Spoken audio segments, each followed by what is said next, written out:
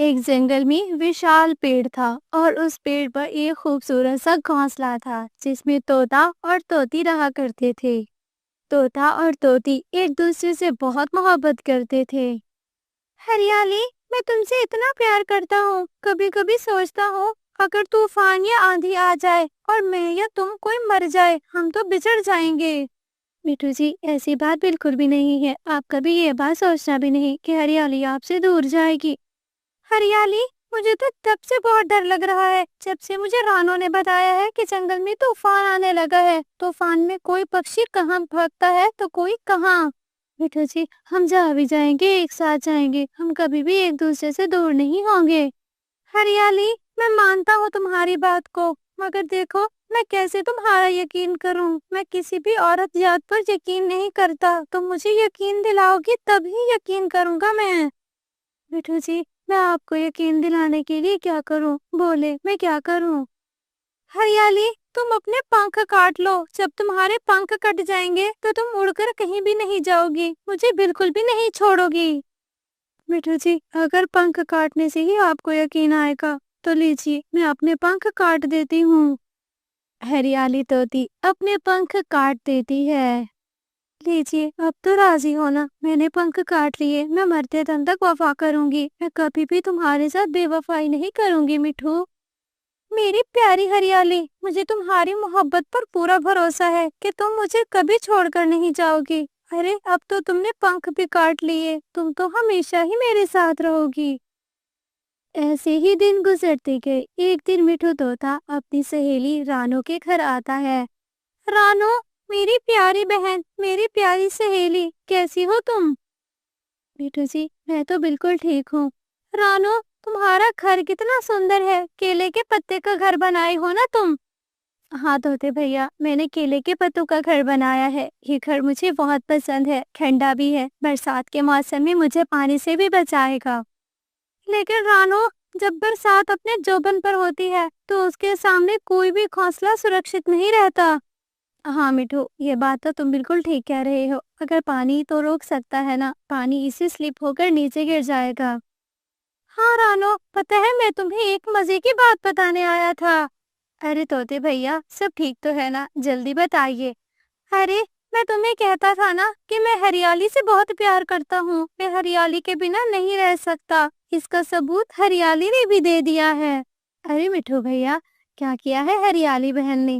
रानो, उसने अपने पंख काट लिए हैं। ना पंख होंगे, ना वो उड़ सकेगी, ना वो मेरे से दूर जा सकेगी। तोते, ये तुमने क्या करा दिया हरियाली से? ये सब तो बहुत गलत है। तूफान में भी हरियाली नहीं उड़ पाएगी। हाँ, हरियाली नहीं उड़ेगी, हरियाली मेरे साथ रहेगी। मुझे तो बहुत खुशी है। मिठू, तूफान में क्या तुम हरियाली को उठा पाओगे एक जगह से दूसरी जगह तक? तुमने हरियाली को माजूर कर दिया है। देखो रानो, मुझे उसकी मोहब्बत चाहिए थी, वो भी पूरी की पूरी, और मुझे मिल गई। बस यही मेरे लिए खुशी की बात है। जंगल में तूफान आएगा, देखा जाएगा। फिर एक दिन ऐसा भी आता है कि जंगल में बहुत तेज हवाएं चलने लगती हैं। सभी पक्षी इधर से उधर भाग रहे थे। किसी को भी कुछ समझ में नहीं आ रहा था। मिठू जी, इतनी तेज हवा है, लगता है हमारा घोंसला टूटकर नीचे गिर जाएगा। अब क्या बनेगा हमारा? हरियाली, मुझे भी डर लग रहा है, शायद जंगल में तूफान आने लगा है। तभी जंगल में काले बादल छा जाते हैं और फिर मूसलाधार बारिश शुरू हो जाती है। मिठू जी, हमारा घोंसला बिल्कुल भी सुरक्षित नहीं है। घोंसला टूट जाएगा, हमें किसी सुरक्षित स्थान में जाना होगा। हरियाली, तुम्हारे पंख नहीं है, तुम कैसे उड़ पाओगी? मिठू जी, मेरे साथ आप हो तो मुझे किसी चीज की कोई जरूरत नहीं है, पंखों की भी नहीं। मगर हरियाली, मैं तुमको उठा नहीं सकूंगा। एक काम करते हैं, घोंसले में दो बैठे हैं तो वजन ज्यादा है। ऐसा करता हूँ कि मैं यहाँ से चला जाता हूँ, तुम एक रहोगे तो घोंसला नहीं टूटेगा। मिठू जी, मुझे आपकी चिंता रहेगी। मुझे कौन बताएगा कि तुम्हारा मिठू बिल्कुल ठीक है? देखो, मैं किसी सुरक्षित जगह पर जाऊंगा, तुम मेरी चिंता ना करो, बल्कि मुझे तुम्हारी चिंता रहेगी। ठीक है मिठू जी, आप जाइए और अपनी जान को खतरे में मत डालिए। वो मिठू तोता जो कि हरियाली से मोहब्बत के दावे करता था, वो एक बार भी हरियाली के बारे में नहीं सोचता और फिर वहां से चला जाता है। मिठू तोता खुद को एक सुरक्षित जगह पर महफूज कर लेता है, मगर बारिश बहुत तेज थी। वो घोंसला जमीन पर नीचे धड़ाम से गिरता है और फिर घोंसले के नीचे आकर हरियाली तोती की वहीं पर मौत हो जाती है। तूफान खत्म होने के बाद सभी पक्षी हरियाली की चिता के इधर उधर बैठे हुए थे। कबूतर भैया इससे तोते की मोहब्बत में अपने पंख तक काट दिए थे, मगर तोते ने वफादारी नहीं की इसके साथ। हाँ बिल्कुल रानो, तुम बिल्कुल ठीक कह रही हो। बहुत गलत किया है तोते ने। आने दो तोते को, हम तोते से हिसाब लेंगे हरियाली के खून के एक एक कतरे का। बुलबुल बहन, हम कर ही क्या सकते हैं। हरियाली ने वफादारी की, उसने नहीं की। बस मैंने देख लिया है कि कभी भी तोते की बातों में नहीं आना चाहिए। तभी मिठू तोता भी वहाँ पर आ जाता है। सभी पक्षियों, सब ठीक तो है ना? तुम लोग जमा क्यों हुए हो? और हरियाली को क्या हुआ? अभी तुम पूछते हो कि हरियाली को क्या हुआ? क्या तुम्हें कुछ नहीं पता हरियाली के साथ क्या क्या हुआ?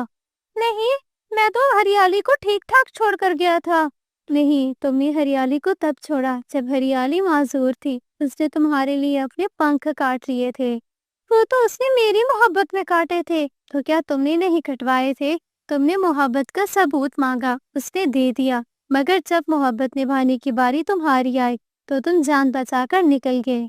सभी पक्षी मिठू तोते से बहुत निराश। अब मिठू तोता रो रहा था, जब रोने का फायदा ही नहीं था। हरियाली, मुझे माफ कर दो, मुझसे बहुत बड़ी गलती हो गई है। हरियाली, एक बार उठो तो सही, देखो तुम्हारा मिठू तोता सुरक्षित है। तभी मिठू तोते के सामने रोशनी पड़ती है और फिर उस रोशनी में से एक खूबसूरत सी परी बाहर आती है। तुम मर्द हजरात मोहब्बत के मामले में बड़ी तेजी दिखाते हो, मगर हाँ, वो तेजी तुम लोगों में पहले होनी चाहिए। तुम लोग मोहब्बत का सबूत पहले औरत से ही क्यों मांगते हो? तुमने बहुत बड़ी गलती की है। तुमको हरियाली कभी माफ नहीं करेगी। परी जी, किसी तरह हरियाली को उठाओ, मैं हरियाली से माफी मांगना चाहता हूँ। अब हरियाली हमेशा के लिए सो गई है, उसकी तड़प अब तुम्हें नहीं सोने देगी।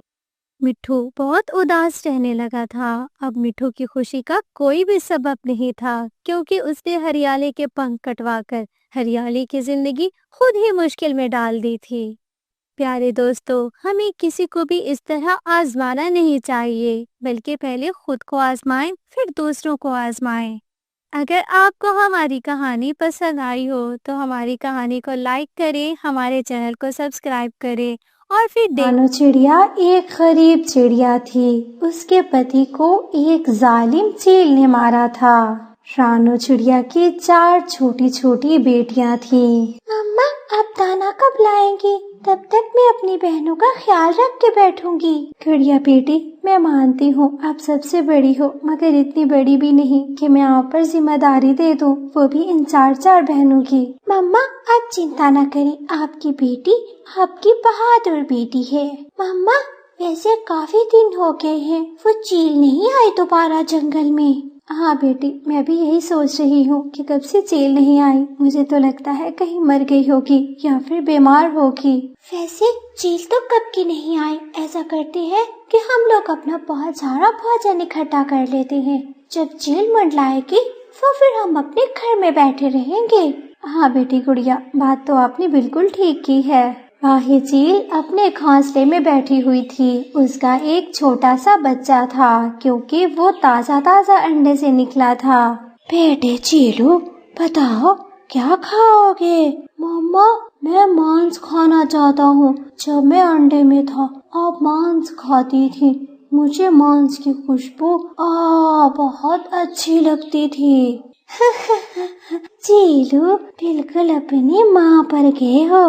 माँ की तरह नरम नरम मांस खाने का शौक रखते हो।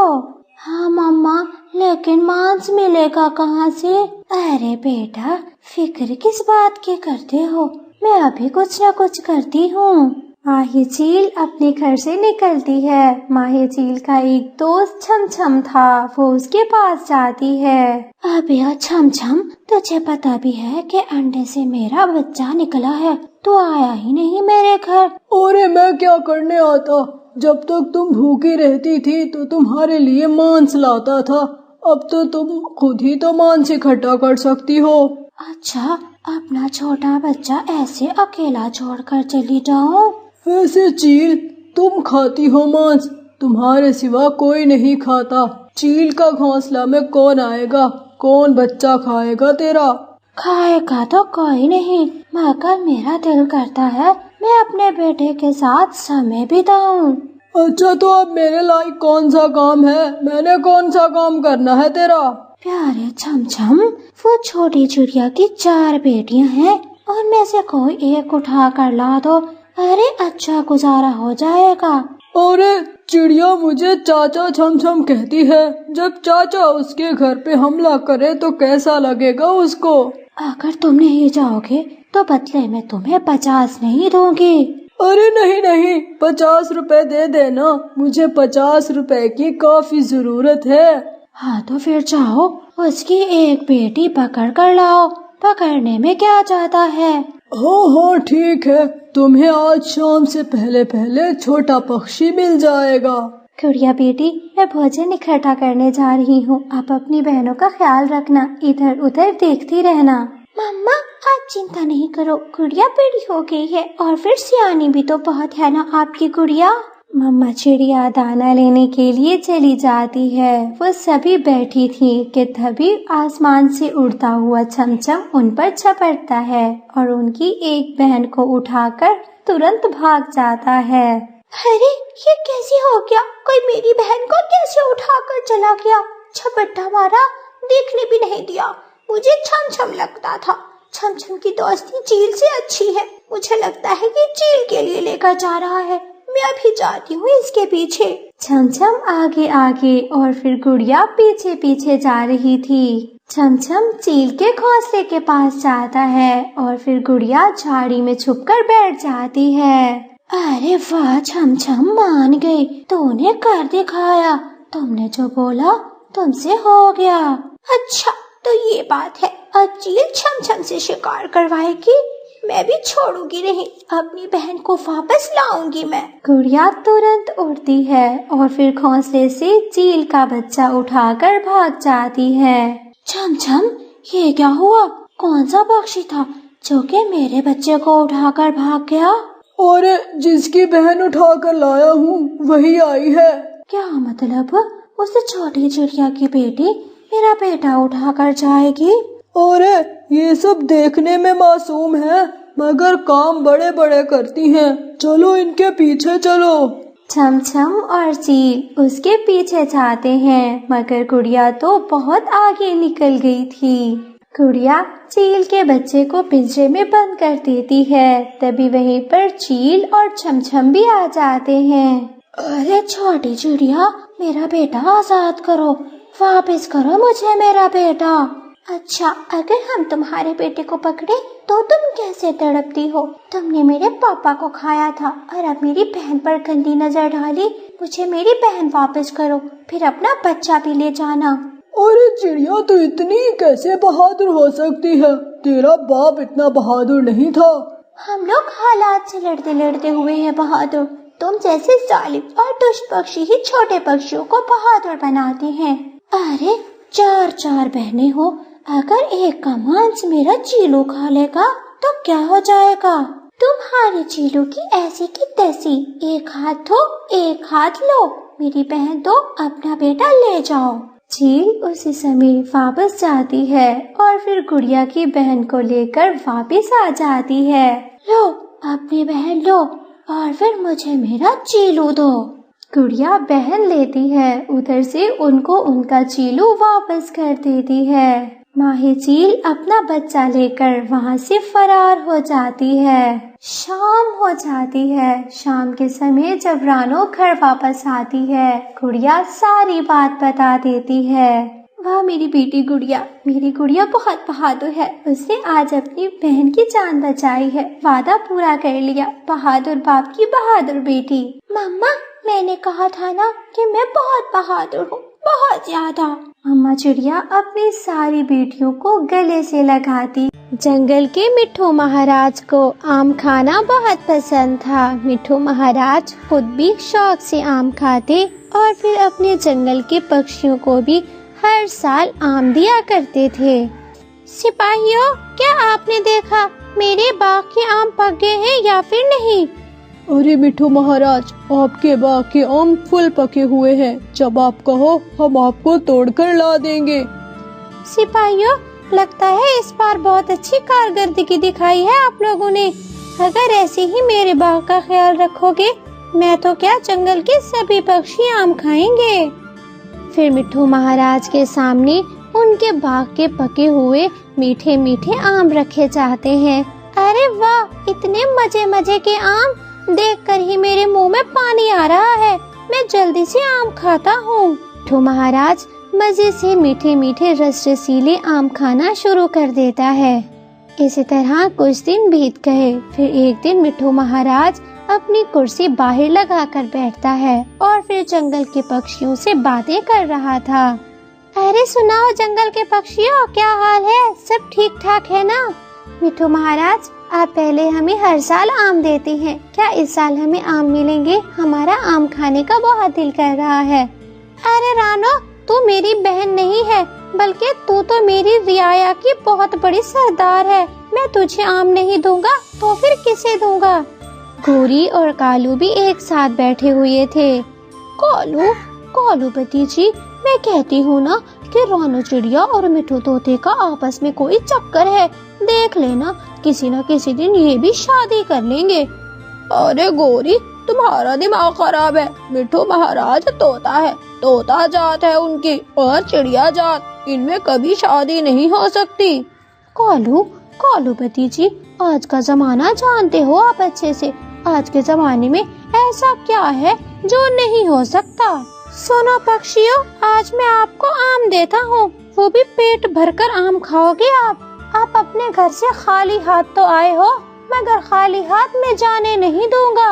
अरे वाह मिट्ठू महाराज, आपने बहुत अच्छा फैसला किया है। आप हम पक्षियों का बहुत ख्याल करते हैं। मिट्ठू महाराज, आप सबसे अच्छे महाराज हैं।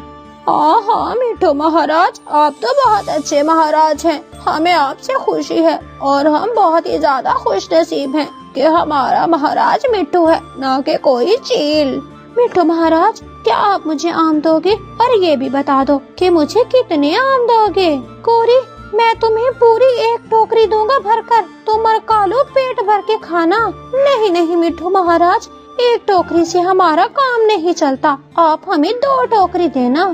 अरे गोरी, आम खाओ पक्षियों की तरह, ना कि हाथी की तरह। पेट भरकर खाओगी तो किसी दिन मरी पड़ी होगी तू। मिट्ठू महाराज की ये बात सुनकर सभी पक्षी हंसने लगते हैं। कालू, सुना तुमने? उसे मिट्ठू महाराज ने मेरी बेइज्जती कर दी। गोरी चुप कर जाओ, बाकी की बातें घर जाकर करेंगे। सभी पक्षी अपनी अपनी आम की टोकरी लेकर अपने घर आ जाते हैं। रानो, ये लो, मैं तुम्हें बड़े वाली टोकरी देता हूँ, क्योंकि तू मुझे बहुत पसंद है। मिट्ठू महाराज, आप तो मेरी तारीफ करते हैं, मगर जंगल के पक्षी गलत समझते हैं। अरे चिड़िया, तुम किसी की कोई चिंता न करो, तुम्हें मिट्ठू महाराज दे रहा है तो फिर खुशी से लो। रानो चिड़िया भी अपनी आमों की टोकरी लेकर अपने घर आ जाती है। ओहो, मिट्ठू महाराज ने मुझे आम तो दे दिए, मगर घर में पानी नहीं है। पानी लेने के लिए तो मुझे जरूर नदी पर जाना होगा। चलो ऐसा करती हूँ, पहले पानी पी लेती हूँ, बाद में आम खाऊंगी। ऐसा कहकर रानो चिड़िया अपने घर से चली जाती है। कालू, वो चली गई, वो चिड़िया अपने घर से चली गई। मैं अभी जाती हूँ, मैं उसके आम लेकर आती हूँ। बड़ी आई मिट्ठू महाराज से अकेले में बड़ी टोकरी लेने वाली। गोरी, तू ऐसा कुछ नहीं करेगी। अगर तू ऐसा वैसा करेगी, अरे हम पकड़े जाएंगे। ऐसा मत करो, मिट्ठू महाराज गुस्सा करेंगे हम पर। मगर गोरी कवि एक भी नहीं सुनती और वो फिर चली जाती है। अरे वाह, इतनी बड़ी टोकरी, वो भी इस छोटी चिड़िया को उठाकर दे दी। मैं छोड़ूंगी नहीं। गोरी कवि उसकी टोकरी लेकर वहाँ से निकल जाती है। कालू, मैं ले आई, जो मुझे कहते थे ना कि आम खाओ तो फिर हाथी की तरह ना खाओ, बल्कि पक्षियों की तरह खाओ। अब मैं इन्हें हाथी की तरह आम खा कर दिखाऊंगी, ताकि इनको पता चले कि हाथी की तरह आम भी खाए जाते हैं। गोरी, अगर पकड़ी गई तो फिर मेरा नाम ना लगाना, बल्कि अपना किया कराया खुद ही भुगतना। हाँ, मुझे पता है, ऐसा डरपोक पति है मेरा जो कभी मेरे लिए कुछ नहीं कर सकता। गौरी कवि रानू चिड़िया की आम की टोकरी खाना शुरू कर देती है। खाते खाते कुछ ही लम्हों में वो सारे आम चट कर जाती है।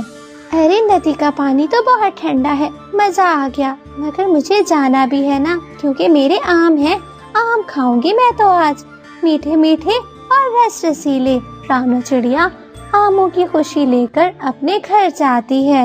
अरे ये क्या हुआ, मेरे आम चोरी हो गए हैं, कोई मेरे आम खा गया है, मुझे कुछ करना होगा। मैं मिट्ठू महाराज को जाकर बताती हूँ। मेरे आम, कितना मन था मेरा आम खाने का, ना जाने कौन सा दुष्ट पक्षी जिसको मेरी खुशियाँ हजम ही नहीं होती।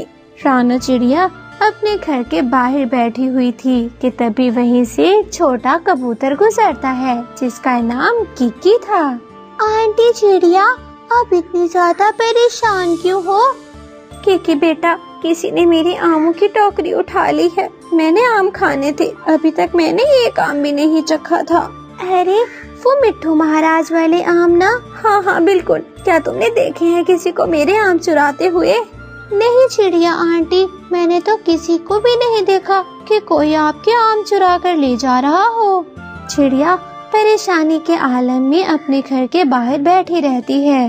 गौरी, मुझे ये सब ठीक नहीं लग रहा। देखो, तुमने एक टोकरी खा ली, बाकी की टोकरी मैं चिड़िया को जाकर दे देता हूँ, क्योंकि तुमने उसी के आम चुराए थे। मैं नहीं खाऊंगा चोरी वाला माल। कालू, अगर तुम्हें हजम नहीं होता तो फिर रख दो, ये आम भी मत खाओ।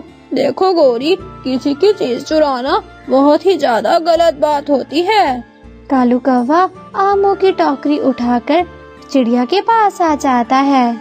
चिड़िया, अगर तुम्हारी आमों की टोकरी चोरी हो गई तो क्या हुआ? तुम्हारा भाई कालू है ना, कालू तुम्हारा जरूर साथ देगा। कवि भैया, मेरा आम खाने का बहुत मन था, ना जाने किस दुष्ट पक्षी ने मेरे आम चोरी कर लिए। अब मैं क्या करूं? अरे चिड़िया, करना क्या है, ये लो आम, हम दोनों मिलकर खाते हैं। रानू चिड़िया और फिर कालू कौवा मिलकर आम खाते हैं और फिर आम का स्वाद लेते हैं। कालू शाम में जैसे ही घर जाता है, उधर गौरी कवि उल्टी लेटी हुई थी। कालू पति जी, मेरा पेट खराब हो गया है बहुत ज्यादा, मेरी दवा लेने चलो। अरे गौरी, अगर दवा लेंगे तो जंगल के पक्षियों को पता चल जाएगा कि तुम चोर हो। मैं नहीं चाहता कि चोरी में तुम्हारा नाम बदनाम हो जाए। कालू, तो मैं क्या करूं? मेरा पेट फट रहा है, मुझे इतने ज्यादा मोशन लगे हुए हैं। गौरी कभी वॉशरूम की तरफ भागती तो कभी बिस्तर की तरफ भागती थी। हाय रे, ये क्या हो गया मेरे साथ? मैंने क्यों खा लिए इतने आम? काश मैं ना खाती, काश मैं चिड़िया के चोरी ना करती। उस चिड़िया को भी तो शर्म नहीं आती। अरे कौन अपने घर का दरवाजा खोल कर जाता है, बंद करके चली जाती। ऐसे गौरी की सारी रात आने जाने में गुजरती है। गौरी को बहुत अच्छी सजा